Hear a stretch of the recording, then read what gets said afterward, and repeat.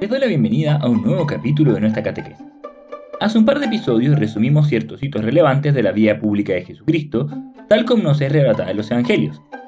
En esta ocasión, dejamos explícitamente de lado el problema del contenido de sus enseñanzas, para abordarlo en este capítulo y los que siguen.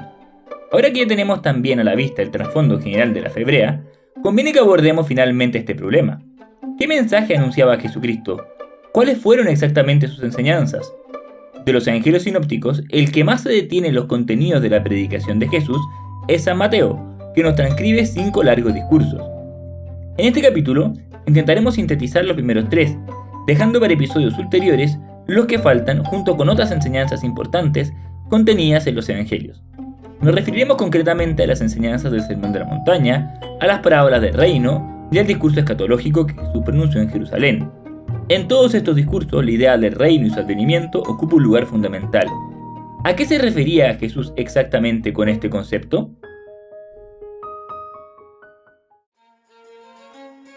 No es infrecuente que las personas consideren a Jesucristo sobre todo como un maestro de sublimes doctrinas morales, cuya predicación encierra una sabiduría admirable, cuya aplicación sería un gran aporte para mejorar nuestras comunidades.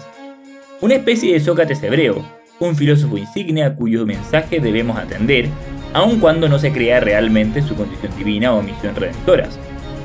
El Islam, por cierto, considera a Jesús como uno de los mayores profetas, aun cuando se resiste a aceptarlo como Dios encarnado y Mesías definitivo.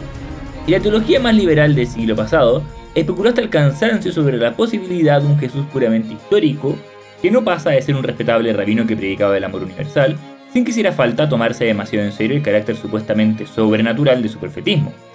Todo esto puede resultar atractivo en ciertos ambientes, pero ¿es siquiera historiográficamente viable? Naturalmente, la fuente más importante con la que contamos para reconstruir el contenido de las enseñanzas de Jesús son los Evangelios, al margen de los cuales solo se pueden montar especulaciones fantasiosas que hablan más de los presupuestos y prejuicios del estudioso que reconstruye que de otra cosa. Ahora bien, una vez que se presta atención a lo que dicen estas fuentes sobre los contenidos fundamentales de las enseñanzas de Jesús, pareciera ser que la pretensión de un Jesús socrático sencillamente se desmorona. El Evangelio de Marcos, que posiblemente sea el primero que se escribió, apenas nos reporta las enseñanzas de Jesús, centrándose mucho más en relatar sus milagros y hechos. Es el Evangelio según San Mateo el que más se detiene en transcribir las enseñanzas de Cristo, ordenados en 5 largos discursos. Sintetizar el contenido fundamental de 3 de esos discursos, que encierran el corazón de la enseñanza positiva de Jesucristo según los sinópticos, es el objetivo principal del presente capítulo. Quedará para capítulos ulteriores el examen de los 2 discursos restantes, el de las enseñanzas particulares que nos reporta San Juan, y en las disputas más agrias que tuvo con la clase dirigente de su época, las cuales acabaron suscitando su condena. El primero de los discursos que nos reporta San Mateo es el llamado Sermón de la Montaña, que centra las exigencias morales del reino, estableciendo un llamativo contraste entre la actitud interior que lo caracteriza y los preceptos más limitados y externos de la ley mosaica. El segundo discurso, en el que Jesús entrega a sus discípulos algunas instrucciones para la evangelización, será considerado en un episodio posterior en conjunto con el cuarto, el cual es con frecuencia llamado discurso especial y está compuesto por múltiples enseñanzas acerca de la vida de la iglesia. Acá en cambio pasaremos de inmediato desde el Sermón de la Montaña al tercer discurso que nos transmite San Mateo, en el que Jesús explica el misterio del reino mediante ciertas parábolas que parecen estar al mismo tiempo ilustrando pedagógicamente su realidad espiritual mediante metáforas gráficas y ocultando el contenido profundo de su enseñanza a quienes no están con las disposiciones adecuadas para recibirla. El cuarto y último de los discursos de San Mateo es el discurso escatológico, en el cual se profetiza la destrucción de Jerusalén y se habla sobre el fin de los tiempos. Tras haber analizado los discursos mencionados, nos referiremos brevemente a un concepto que parece recorrerlos: la idea del reino de los cielos y su inminente venida.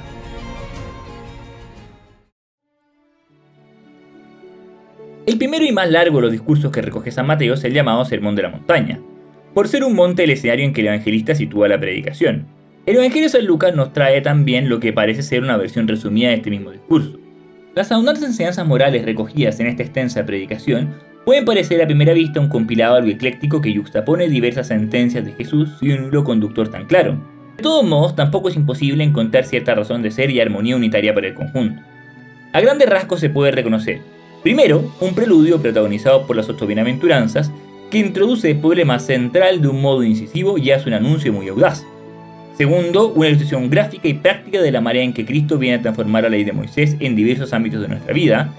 Y tercero, un conjunto de advertencias finales cuya observancia guardará a sus discípulos de desvirtuar la profunda transformación interior que el Señor está llevando a cabo en nosotros.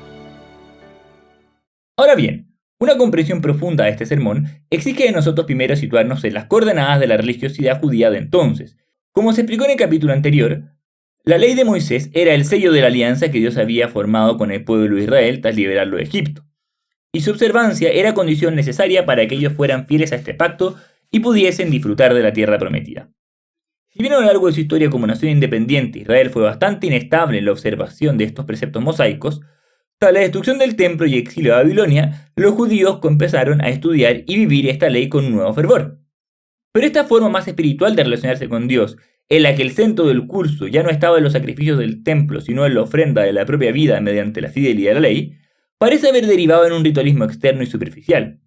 Esto es comprensible si se considera como el contenido más moral y espiritual de la ley debía resultar excesivamente incómodo y etéreo. Los rabinos y estudiosos de la ley comenzaron a desarrollar una interminable y retorcida casuística que multiplicaba los preceptos externos y promovía una piedad aparatosa.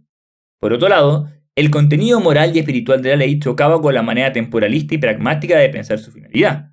Más que la esperanza sobrenatural de una dicha espiritual en la otra vida, lo que movía a seguir la ley era la esperanza de que mediante su observancia se obtuviera como premio la paz y la prosperidad de la nación, que gracias a la intervención del Mesías sería finalmente liberada de la dominación extranjera.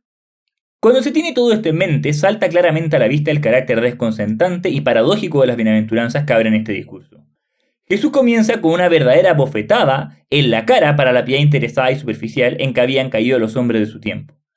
En contra de la costumbre de asociar la felicidad terrenal al cumplimiento de la ley, Jesús promete la felicidad a quienes son marginados y despreciados por el mundo, haciendo una radical inversión de los valores.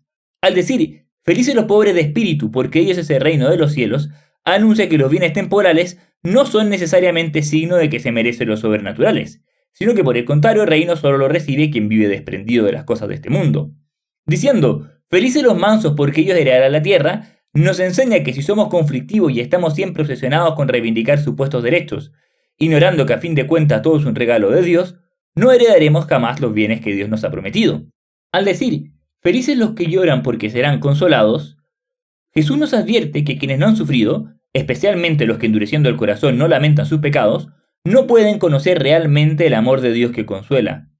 Al anunciar, felices los que tienen hambre y sed de justicia porque serán saciados, nos advierte que si estamos siempre ávidos por lucrar y sacar ventajas indebidas a costa de los otros, viviremos en constante tensión y nunca se saciará nuestra ansiedad. Al afirmar, felices los misericordiosos porque ellos alcanzarán misericordia, Jesús nos advierte que quienes no saben perdonar y compadecerse no están tampoco en posición de ser perdonados y compadecidos. Diciendo, felices los limpios de corazón porque verán a Dios, Jesús enseña que estar atados por el deseo impuro nos enceguece y vuelve incapaces de ver a Dios. Al prometer, felices los que trabajan por la paz porque serán llamados hijos de Dios, nos revela que quien siembra discordia y no se esfuerza por promover la reconciliación entre sus hermanos, no participará nunca del don de la filiación divina. Finalmente, al proclamar, felices los que padecen persecución por causa de la justicia, porque ellos es el reino de los cielos, reconoce el Señor que con frecuencia el mundo odia a quienes son fieles a Dios, los hace sufrir, los despoja y calumnia, los trata con injusticia. Pero Dios permite todo esto en esta vida para purificarnos y hacernos dignos del cielo en la otra. Una rápida mirada a este panorama que acabamos de esbozar muestra que es ingenuo pretender una identificación fácil entre felicidad eterna y prosperidad temporal. Vivir según la ley de Dios no es una fórmula mágica para el éxito humano. Al contrario, el camino para la verdadera felicidad pasa necesariamente por el dolor, pasa por una cierta renuncia a lo que este mundo calificaba como valioso e importante. Jesús promete una felicidad distinta. Como señal acto seguido de completar el listado de las bienaventuranzas, su regalo será hacernos como la sal de la tierra y como la luz del mundo. Si seguimos sus enseñanzas, no tendremos siempre esas cosas externas que el mundo valora. Al contrario, seremos algo muy pequeño y insignificante, que no se puede ver, pero que preserva de la corrupción y del sabor. Seremos una fuente de energía interior que irradia luz a su alrededor y disipa las tinieblas. Es decir, la auténtica felicidad está en algo interior, algo vivo en lo profundo del corazón que este mundo no puede ver, algo que solo conoce Dios y que solo Dios puede regalarnos. ¿Significa todo esto que Jesús ha agregado a las enseñanzas de Moisés? ¿Acaso la promulgación de esta nueva escala de valores presuponía la caducidad de la tradición religiosa judía y la supresión formal de todo precepto? Ciertamente, los fariseos lo percibían así, porque habían hecho todo depender de una montaña interminable de ritos exteriores cuya observancia otorgaba la felicidad en esta vida. Pero Jesucristo es terminante en declarar que no es esa su intención. Al contrario, Él busca planificar la ley, perfeccionarla, volverla a algo más profundo. No piensen que vine para abolir la ley de los profetas. Yo no he venido a abolir sino a dar cumplimiento. Les aseguro que no desaparecerá ni una jota ni una coma de la ley antes que desaparezca el cielo y la tierra, hasta que todo se realice. El que no cumpla el más pequeño de estos mandamientos y enseña a los otros a hacer lo mismo, será considerado como el menor en el reino de los cielos. En cambio, el que los cumpla y enseñe, será considerado grande en el reino de los cielos. Pero, a no ser que superemos la justicia ritual y externa de los fariseos, jamás tendremos a Dios en medio nuestro. Jamás seremos felices. Ahora, ¿en qué consiste esa plenitud de la ley? ¿Dónde está el corazón de la revolución que Jesús quiere llevar a cabo, cuyas consecuencias se expondrá a continuación? Santo Tomás de Aquino sostiene en la Suma Teológica que lo principal de la ley del Nuevo Testamento y en lo que está toda su virtud es la gracia del Espíritu Santo que se da por la fe en Cristo. La ley nueva es el don de Dios que inhabita en nuestros corazones y nos transforma interiormente para que obremos desde un principio íntimo y libre, de modo que nuestra conducta refleje una participación en el amor subsistente de Dios. Así, lejos de relativizar las exigencias de la ley, Jesús las radicaliza, convirtiéndolas en algo más interior. Jesús no busca añadir nuevos preceptos, sino que propone una conversión profunda, que suscita un nuevo modo de relacionarnos con el prójimo, con Dios y con las cosas. Esta nueva relación con el prójimo arroja nueva luz sobre los preceptos del Decálogo. Ya no basta con no matar. El respeto por la vida de nuestros hermanos debe alcanzarlos en toda su integridad y por lo tanto excluye incluso los sentimientos en su contra o las palabras airadas. Las prácticas piadosas no tapan la herida moral de quien tiene disputas con sus hermanos. No podemos ofrecer dones a Dios si no nos hemos primero esforzado por reconciliarnos con todos. Tampoco podemos esperar a que nos echen la justicia encima para cumplir con nuestros deberes. Hemos de tomar iniciativa para resolver las controversias, procurando llegar a acuerdos mientras aún vamos de camino en esta vida. También la prohibición del adulterio tiene nuevos alcances. La castidad debe erradicarse en el fondo del corazón, y eso excluye toda mirada libidinosa y excluye también las supuestas excepciones a la indisolubilidad del matrimonio.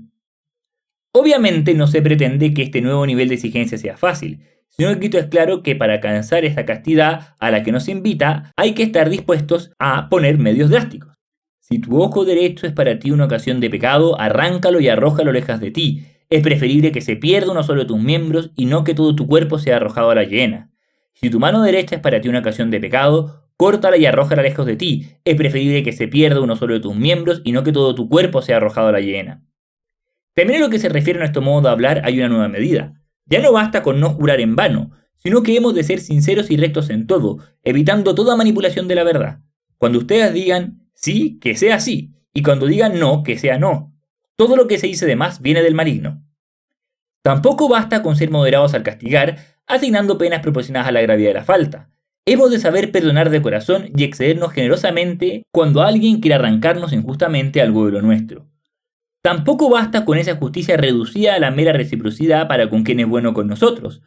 Debemos aprender de nuestro Padre Dios, que ama justos y pecadores, un Dios que se entrega sin medida por todos. Debemos en definitiva procurar ser perfectos en todo porque somos hijos de Dios. Sean perfectos como es perfecto el Padre que está en los cielos. La nueva ley supone también una nueva forma de relacionarnos con Dios. Asociada a esta transformación de relaciones sociales, vi una profunda transformación de las prácticas piadosas. Jesús nos enseña que debemos hacer las cosas de cara a Dios que lo ve todo y es que en último término nos juzgará. Por lo tanto, nuestra limosna no puede ser escandalosa, hecha calculadamente para que los otros nos vean y aprueben. Nuestra oración debe ser íntima y personal, hecha en el secreto del diálogo con Dios desde el recinto del alma que nadie puede expugnar. Y para tener ese diálogo profundo con el Señor, no hace falta componer largas y hermosas poesías, sino que por el contrario puede bastar con la contemplación piadosa y humilde de una sencilla oración vocal. Llegado a este punto, Jesús nos hace un regalo maravilloso. Nos enseña que podemos tratar a Dios como un Padre e incluso nos revela en la oración del Padre Nuestro el listado jerárquicamente ordenado de lo que debiéramos pedirle. Dios sabe perfectamente lo que necesitamos y nos perdonará todo pecado si aprendemos a ser misericordiosos. Finalmente, nos advierte para que nuestra mortificación no sea ostentosa, sino secreta y, sobre todo, alegre. En definitiva, debemos cultivar una bondad interior que solo Dios puede conocer, y Dios, que ve ese núcleo secreto del corazón, recompensará todo a su debido tiempo. En este discurso, Jesús también nos enseña una nueva forma de relacionarnos con las cosas, invitándonos a valorarlos en su justa medida, para que los bienes materiales no ahoguen el don sobrenatural de la gracia en lugar de colaborar en su despliegue. Nos recuerda que todas las cosas de este mundo son corruptibles. Si ponemos la felicidad en ellas, siempre estaremos inquietos porque podemos perderlas y nunca seremos felices. Debemos cultivar una mirada sobrenatural, verlo y juzgarlo todo de cara a los dones espirituales, para obrar siempre con rectitud. Cualquier relación con la riqueza que la convierta en un segundo amo nos dividirá interiormente. No puede haber oposición alguna entre ellas y Dios, y si la experimentamos debemos dar sin duda prioridad al Señor. Esto permite perder los miedos y agobios por los problemas temporales. Debemos afrontarlo todo desde la certeza de que Dios nos quiere infinitamente y siempre nos dará infaliblemente los medios para cumplir con lo que espera de nosotros. En definitiva, debemos centrar todos nuestros esfuerzos en la búsqueda de la santidad, ya que en la medida en que aseguremos la salvación eterna, todo lo demás lo tendremos siempre asegurado. Busquen primero el reino y su justicia, y todo lo demás se les dará por añadidura. Habiendo presentado en toda su amplitud la riqueza de esta nueva ley, Jesús cierra el discurso con un conjunto de advertencias que debemos cuidarnos de guardar para no estropear el regalo que acaba de hacernos, como los fariseos ya habían estropeado la ley de Moisés. En efecto, para cada uno de los ámbitos que distinguimos antes, los otros, Dios y las cosas, hay una peligrosa tentación peculiar. Debemos guardarnos del juicio crítico que arruinará esa nueva forma de relacionarse con el prójimo. Debemos guardarnos de perder el respeto por lo santo, que supondría volver a poner las cosas externas por encima de los dones sobrenaturales que tenemos en nuestro interior, exponiéndonos a que se estropeen. En cuanto a nuestra relación con las cosas, debemos conservar siempre la sencillez y la confianza filial, cultivando la oración de petición. Rezar teniendo la seguridad de que Dios es un Padre bueno y no nos dejará de dar lo que pidamos en nuestra oración. Para guardarnos de la interminable casuística farisaica, Jesús finalmente nos deja también un nuevo y profundo criterio práctico capaz de compendiar toda la ley. Todos los que deseen que los demás hagan por ustedes, háganlo por ellos. En esto consiste la ley y los profetas. Finalmente, Jesús nos exhorta de varios modos a poner en práctica la nueva ley que nos regaló. Todo esto no es solo para meditarlo, sino que debemos vivirlo. Debemos recordar que la santidad exige lucha, porque exige atravesar la puerta estrecha. Debemos estar prevenidos contra los falsos profetas, que propondrán siempre interpretaciones acomodaticias de la doctrina, pero podrán ser reconocidos por sus frutos. Y debemos evitar escudarnos en una supuesta piedad que no se traduce en obras de amor concreto, porque en definitiva, el edificio sobrenatural está edificado sobre el suelo de la naturaleza. Si no hay virtud que ponga los mandamientos en práctica, bastará un poco de adversidad para que todo se derrumbe.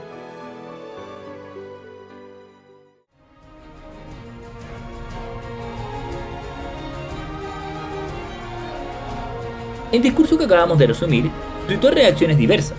Mateo apunta el asombro de las multitudes ante la autoridad con que Jesús hablaba, y se ve por los episodios posteriores que presentan los evangelios que a partir de ese momento los escribas y fariseos lo comienzan a hostigar constantemente con preguntas capciosas y críticas malintencionadas. Ante esa obcecación de la clase dirigente, Jesús reacciona cambiando la estrategia de su predicación. Hasta ahora, anunciaba con autoridad la inminencia del reino y sus exigencias, llamando a la conversión interior y acreditando su mensaje con los prodigios. Pero sabe que seguir insistiendo con este tipo de discurso solo contribuirá a agudizar el conflicto con sus enemigos, que ya se han decidido a perderle. Este antecedente explica el que Jesús luego se apartara hacia otras regiones y comenzara a predicar en parábolas. Por cierto, este era un género muy popular entre los orientales que Jesús muestra dominar con maestría. La parábola capta la atención del público proponiendo un ejemplo cotidiano de todos conocido, haciendo una comparación que supone un acertijo cuya solución se deja a la astucia del público. De este modo, la enseñanza también queda explicada de un modo gráfico y se graba con más fuerza en la memoria. Por una parte, es obvio que estos ejemplos cumplen un rol pedagógico en la explicación de realidades sobrenaturales, de las cuales no podemos tener una experiencia directa. Pero llama la atención en que Jesús también confiesa abiertamente que usa este modo de hablar para que solo quienes están bien dispuestos lo comprendan. Aquellos cuyo interés en el maestro era ocasional no meditarían mucho la parábola ni aguardarían a que más adelante les diera su explicación. Así, Dios castiga la dureza de los incrédulos, impidiéndoles comprender, y premia a los humildes, revelándoles solo a ellos el secreto del reino.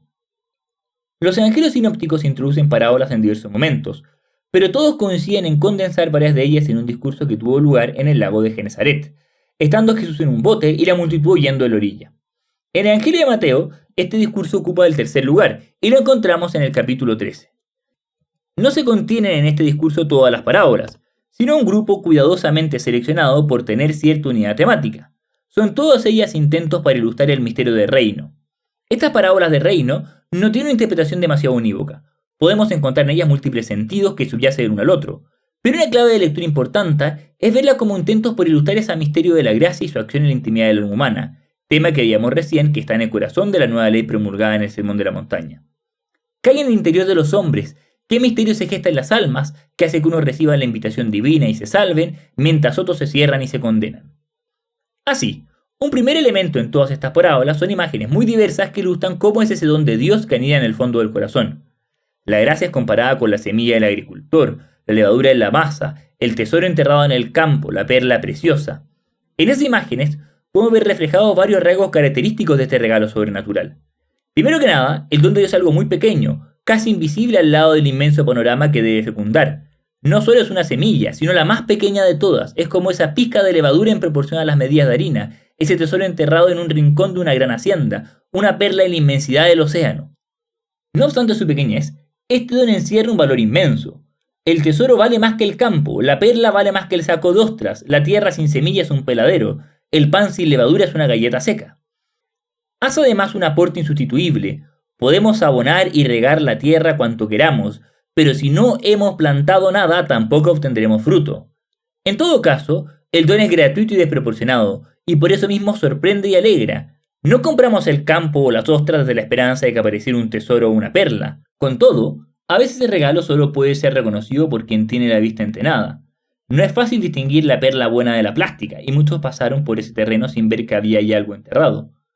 Pero sobre todo debemos observar que ese pequeño don es algo vivo, al igual que la semilla posee una virtualidad y fuerza propias que lo hace capaz de desplegarse y desarrollarse por sí mismo.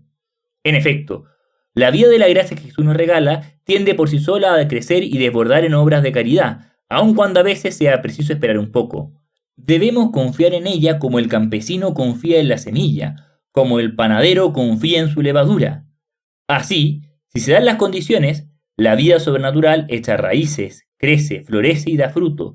Todo estaba contenido en la semilla, que desborda frondosa en el pan, la fruta e incluso las hojas en las que pueden luego venir a anidar los pájaros.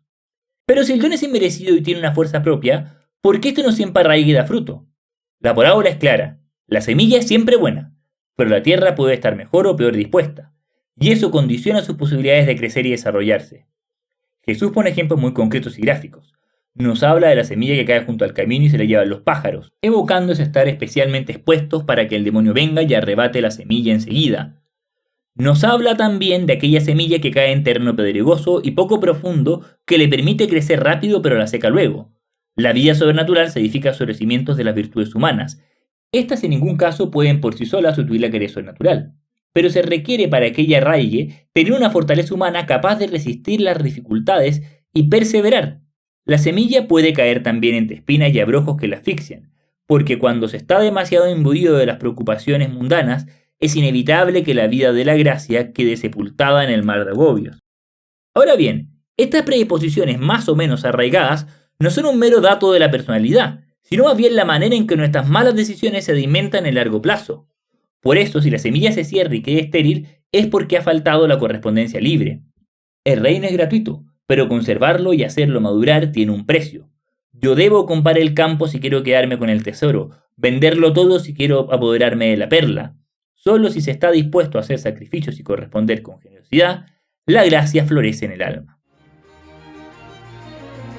Por eso, en el fondo de la esterilidad hay una culpa libre, y las parábolas también anticipan que al final de los tiempos vendrá un juicio. Cuando los siervos descuidan el campo, el enemigo siembra cizaña, que comienza a crecer junto con el trigo, y al principio no es tan fácil de distinguir de este. El Señor permite esta proliferación del mal por un tiempo, pues la extirpación anticipada de la maleza podría impedir el crecimiento de la semilla. Pero llegará el día de la siega, y entonces Dios hará una separación. Los peces buenos serán separados de la basura inservible que arrastró consigo la red, el trigo será separado de la cizaña.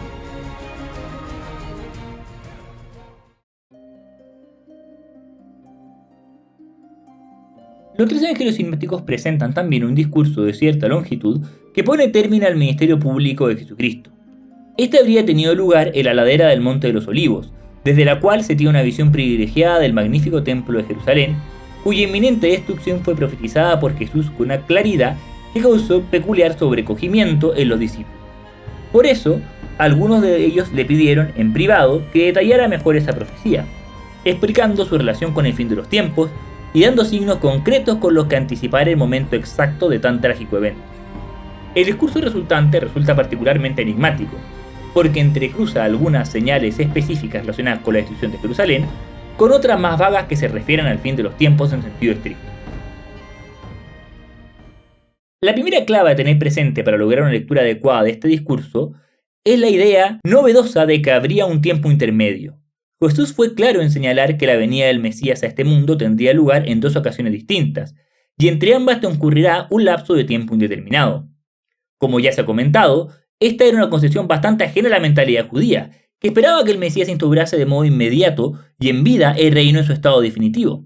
Los discípulos de Jesús se encontraron con la sorpresa de estar inaugurando una era que quedaba marcada como un estado transitorio, en el que la redención ya ha comenzado a obrarse, pero aún no ha alcanzado su consumación.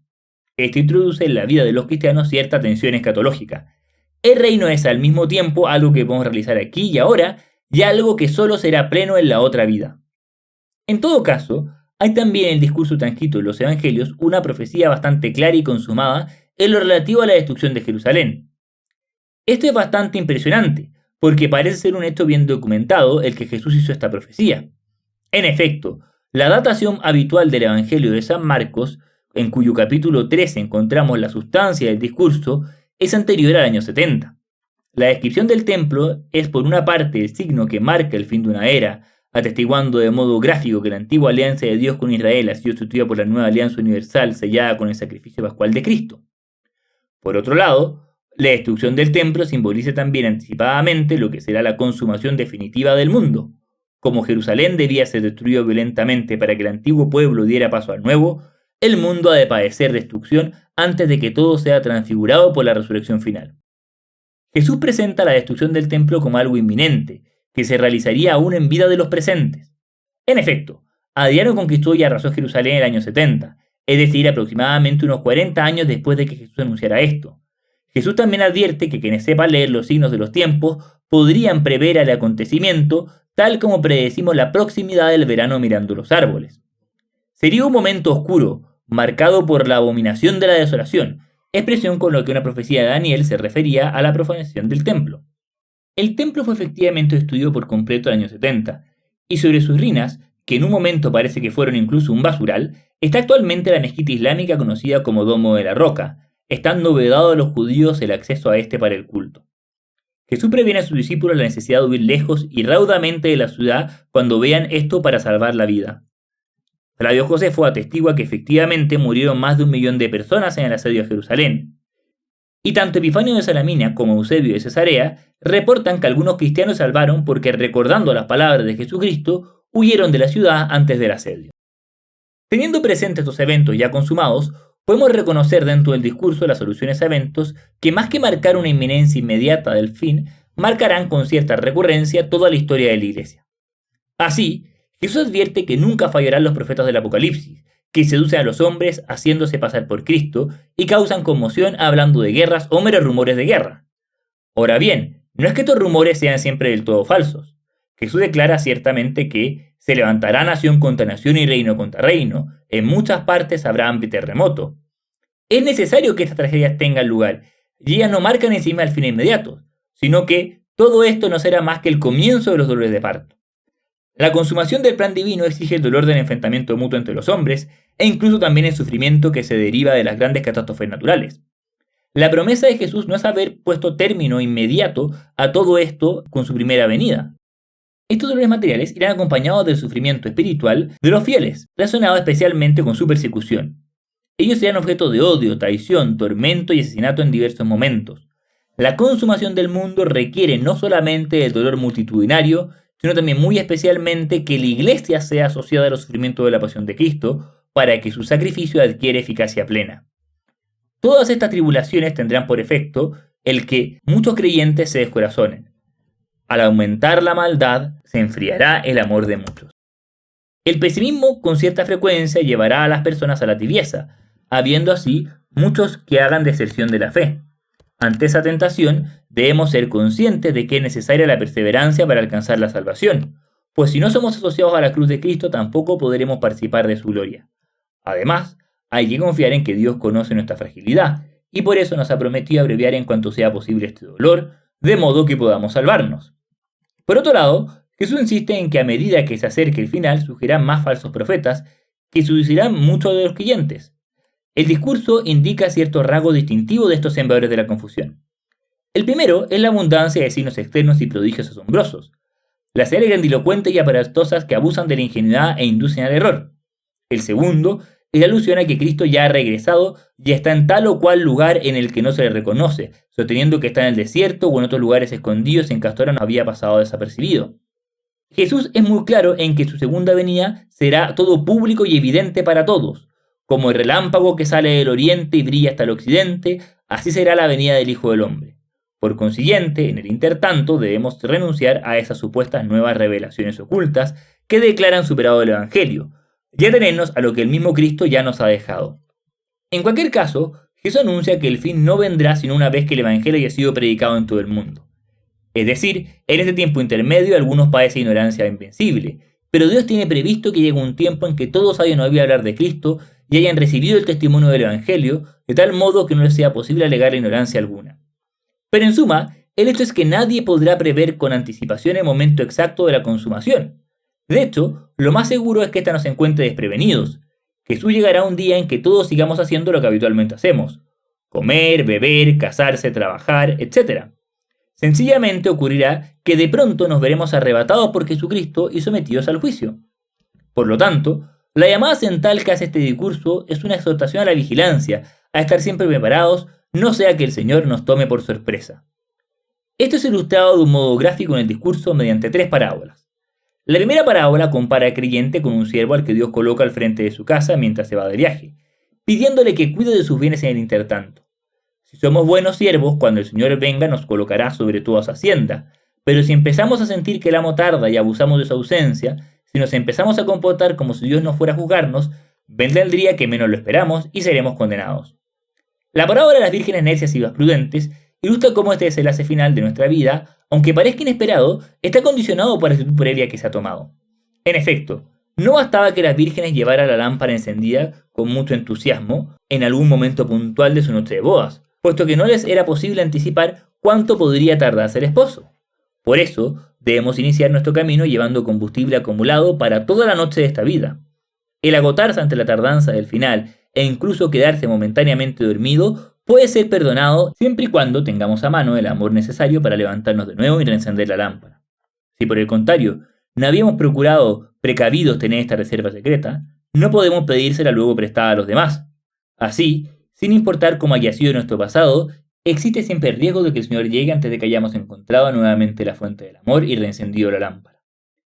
La parábola de los talentos complementa que el resultado final no solo depende del punto de partida, sino del trabajo que se hace en el intertanto.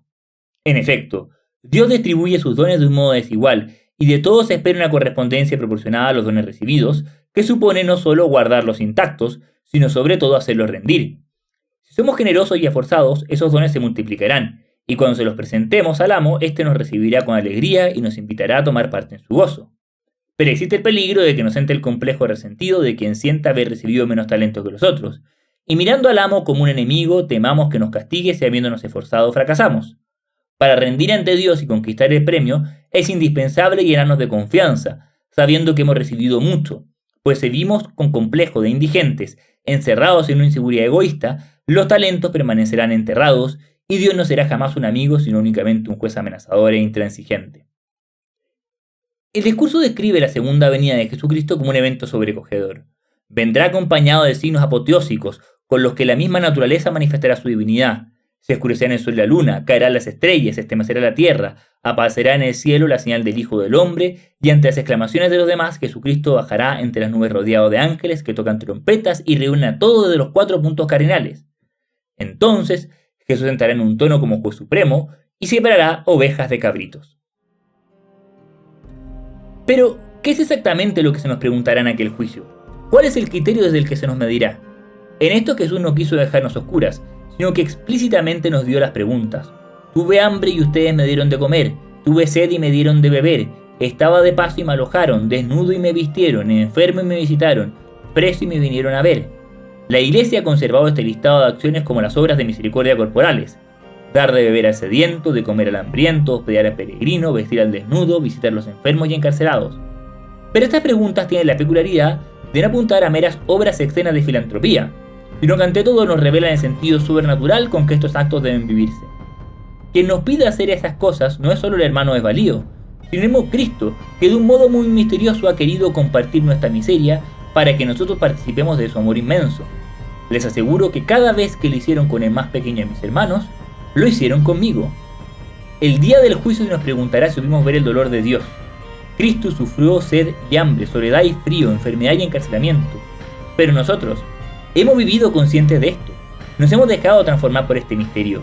El signo inconfundible de haber experimentado y participado de ese amor es haber sabido poner la mirada en el dolor ajeno y muy concretamente haber realizado las obras conducentes a aliviarlo.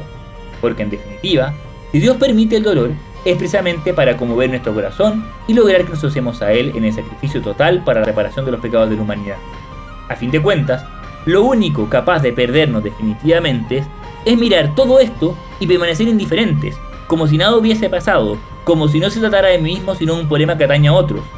Pero al hacer esto nos engañamos, porque no son los otros quienes cometieron mis pecados, ni son esos otros los que hoy y ahora sienten en su interior la llamada de Dios que los exhorta a ser generosos y reparables.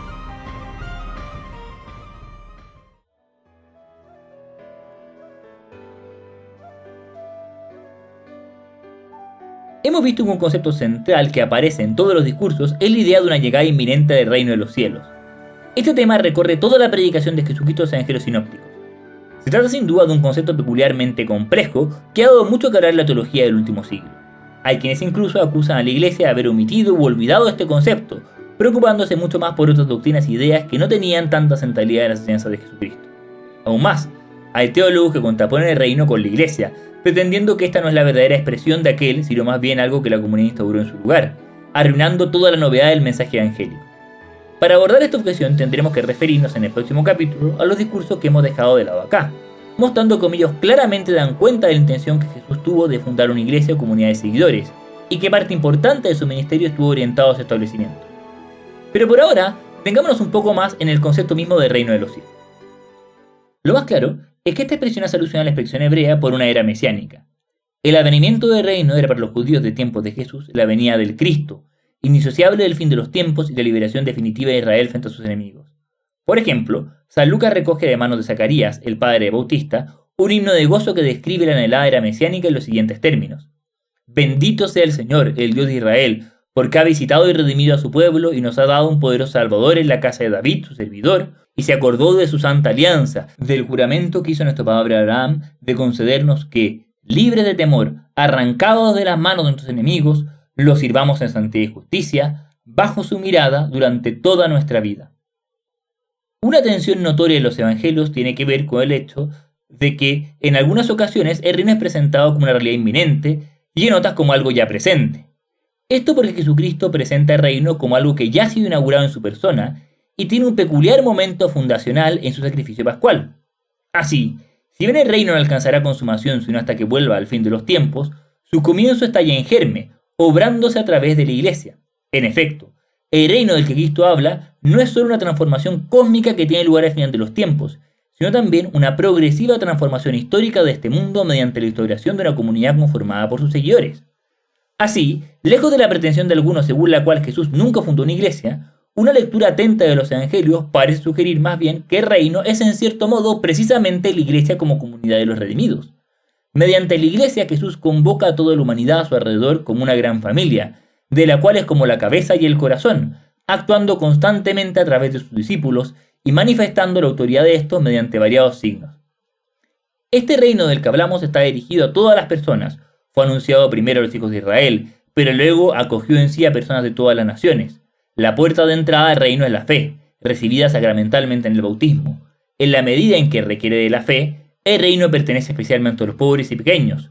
Son los descartados de este mundo aquellos para los que Jesús manifiesta una especial predilección, porque reciben su palabra con un corazón humilde. Aún más, Jesús se identifica plenamente con los pobres, compartiendo su fragilidad y condiciona el acceso al reino del amor a estos. También los pecadores están llamados al reino, al cual pueden entrar en la medida en que se conviertan y se acojan a la misericordia sin límites del Padre. Todos los discursos que hemos analizado en este capítulo tienen en común en presentarnos a un Jesús que, a la vez que declara solemnemente la inauguración de la era mesiánica, se esfuerza por implantar en sus discípulos una manera diferente de pensar el reino tan anhelado. Esto no es un mero ordenamiento político que el Mesías instaura por la fuerza de las armas. El reino es sobre todo una realidad espiritual invisible que actúa al interior de nuestros corazones. Así, el Sermón de la Montaña nos presenta la ley de este nuevo reino como una transformación interior profunda que nos hace convertirnos hacia Dios de lo más hondo y trascender el carácter externo y excesivamente humano de la ley mosaica. El discurso de las parábolas insiste en el carácter humanamente significante del don que el Mesías nos ha regalado, pero a la vez promete que este don irá lentamente transformando nuestro corazón y el mundo entero, creciendo con eficacia que les propia y supera todos los obstáculos con tal que haya una cierta dosis de correspondencia. Este don diminuto aumentará hasta llegar a instituirse como una realidad maravillosa que nos llena de una abundancia y alegría desbordantes. El discurso escatológico, finalmente, enfatiza la necesidad de entender que entre la primera y la segunda venida del Mesías dará un tiempo de dolores y pruebas, en el cual este crecimiento sutil e imparable del reino viene acompañado de innumerables padecimientos y dificultades. Pero no debemos dejar que nuestra esperanza se agüe en medio de todos esos avatares de la historia. Llegará ciertamente un día en que los dolores y dificultades terminen de una vez por todas, un momento glorioso en que el Mesías regrese como un juez y ponga término a la historia, instaurando ahora sí de modo definitivo la plenitud del reino que el Señor nos prometió. Les agradezco que hayan escuchado un episodio más de nuestra catequesis. Espero que sigan compartiendo en sus contactos los contenidos de esta segunda temporada para así ayudarme a que más personas tengan un encuentro transformador con la persona de Cristo.